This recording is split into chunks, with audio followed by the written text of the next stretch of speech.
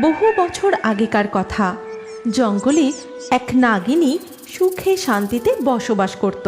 তার দুটি গরু আর সামান্য কিছু চাষযোগ্য জমি ছিল। দুটো গরুরই বয়স হয়ে যাওয়ার কারণে তারা আর দুধ দিতে পারত না।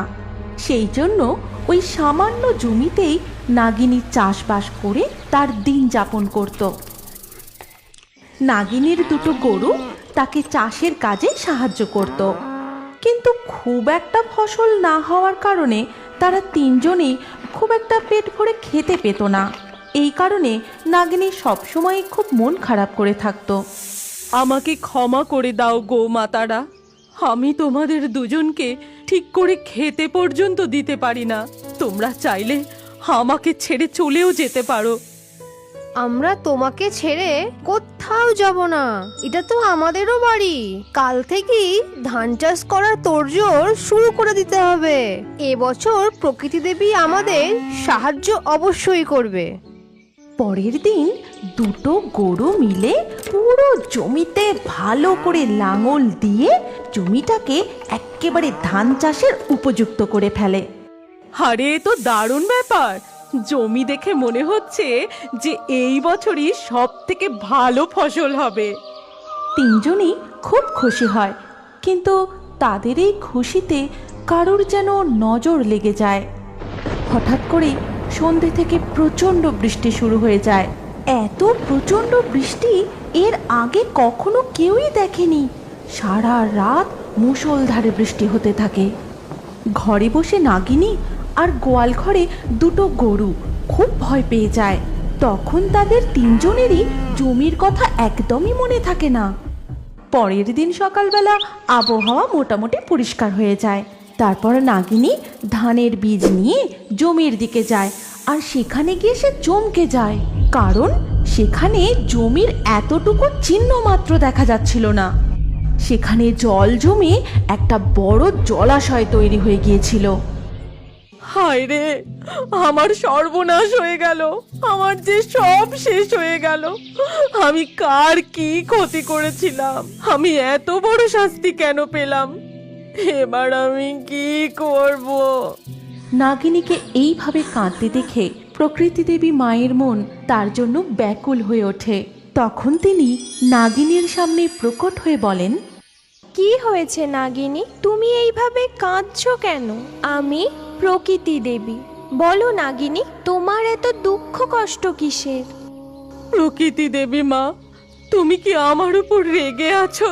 তুমি কাল যে বৃষ্টি দিয়েছো, আমার অনেক বড় ক্ষতি হয়ে গেছে। তাতে আমার জমি জলের তলায় চলে গেছে। আজ যে আমার ধানের বীজ বপন করার দিন ছিল, কিন্তু এখন আমি কি করব? আমার ঘরে দুজন গোমাতা আছেন, তারাও যে আমার উপরেই নির্ভরশীল।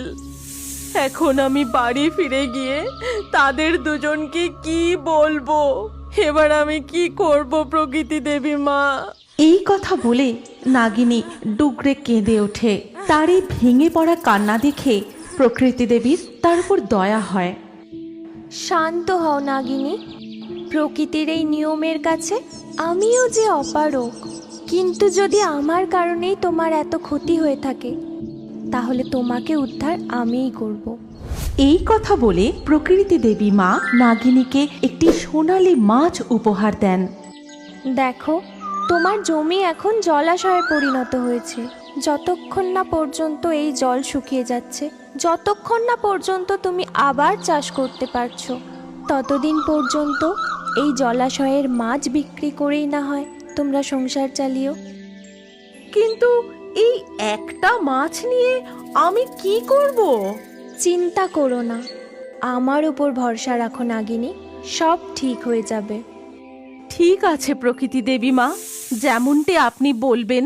এই কথা বলে নাগিনী সোনালী মাছটাকে জলের মধ্যে ছেড়ে দেয়।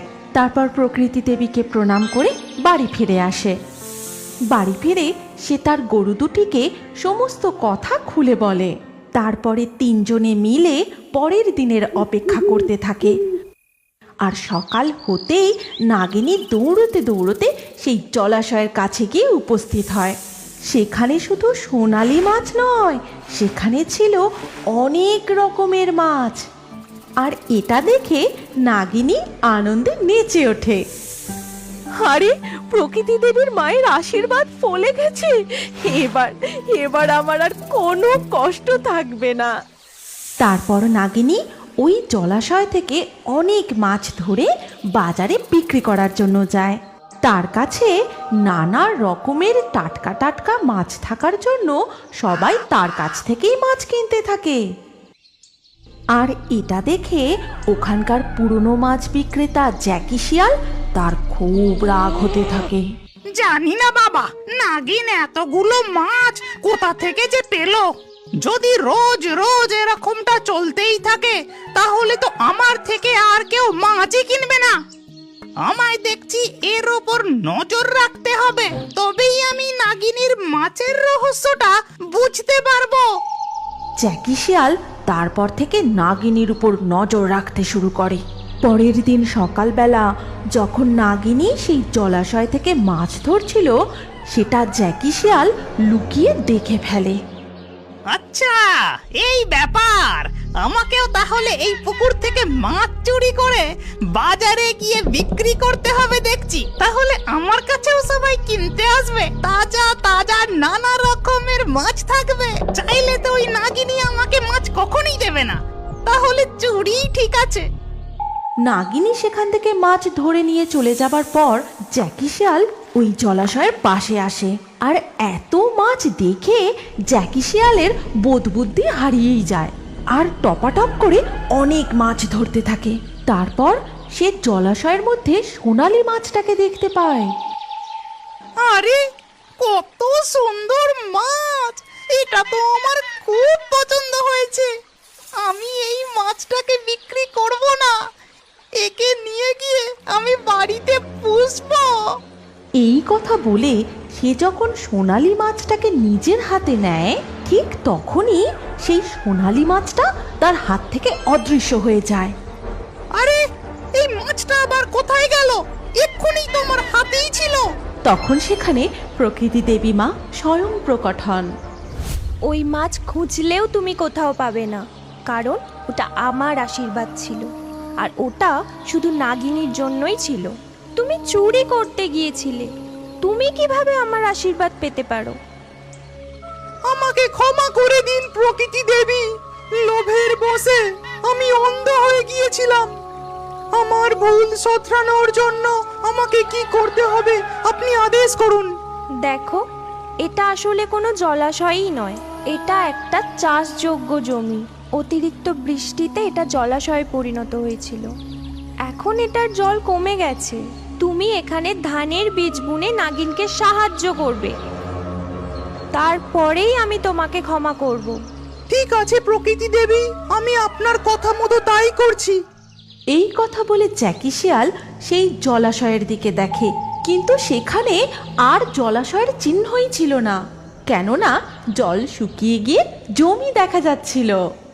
তখন জ্যাকি শিয়াল মন প্রাণ দিয়ে পরিশ্রম করে ধানের বীজ বপন করতে থাকে। তারপর অনেকক্ষণ ধরে পরিশ্রম করার পর সে ক্লান্ত হয়ে ওই জমির পাশেই একটা গাছের তলায় ঘুমিয়ে পড়ে। পরের দিন সকালবেলা নাগিনী তার জমি দেখার জন্য সেখানে যায়, আর এই সমস্ত ঘটনা দেখে সে তো পুরো অবাক হয়ে যায়। আরে বাবারে, এটা আমি কি দেখছি?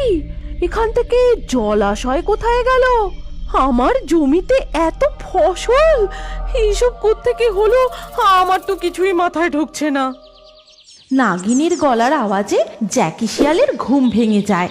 নাগিনী তাকে কিছু বলতে যাবে, সেই সময় প্রকৃতি দেবী মা সেখানে প্রকট হন। এই শেয়ালটি তোমাকে সাহায্য করেছে, আর ওর পরিশ্রমেই এত ভালো ফসল হয়েছে। আমি তোমাদের দুজনের ওপর অনেক সন্তুষ্ট হয়েছি। আজ থেকে কোনো দুঃখ তোমাদেরকে ছুঁতে পারবে না। আমার ভুল শোধরানোর সুযোগ দেওয়ার জন্য আপনাকে অনেক ধন্যবাদ প্রকৃতি দেবী মা। সুযোগ সবারই আসে, কিন্তু সবাই সেই সুযোগের সদ্ব্যবহার করতে পারে না। আজ থেকে তুমি মাছ বিক্রি করে আর নাগিন চাষবাস করেই নিজেদের জীবন কাটাবে। যেমনটি আপনি বলবেন প্রকৃতি দেবী মা, আপনি আমার জমিতে সোনার ফসল ফলিয়ে দিয়েছেন, আপনাকে অনেক ধন্যবাদ। আমার সন্তানদের রক্ষা করাই আমার কর্তব্য। আজ থেকে কখনো এই জমিতে কম ফসল উৎপন্ন হবে না। আর জ্যাকি, এই সোনালি রঙের মাছটা তুমি রাখো, এটাকে তোমার পুকুরে ছেড়ে দিও, দেখবে তোমার কখনোই মাছের অভাব হবে না। এই কথা বলে প্রকৃতি দেবী মা সেখান থেকে অদৃশ্য হয়ে যান। তারপর দুজনের জীবনই সুখ সমৃদ্ধিতে ভরে ওঠে। এই গল্পের পরবর্তী পর্ব যদি তুমি দেখতে চাও তাহলে কমেন্টে নেক্সট পার্ট অবশ্যই লিখো। আর আমাদের রিও বার্ডস ফেসবুক পেজটি এক্ষুনি ফলো করে নাও। এই গল্পটি ভালো লাগলে লাইক করে শেয়ার করে দাও।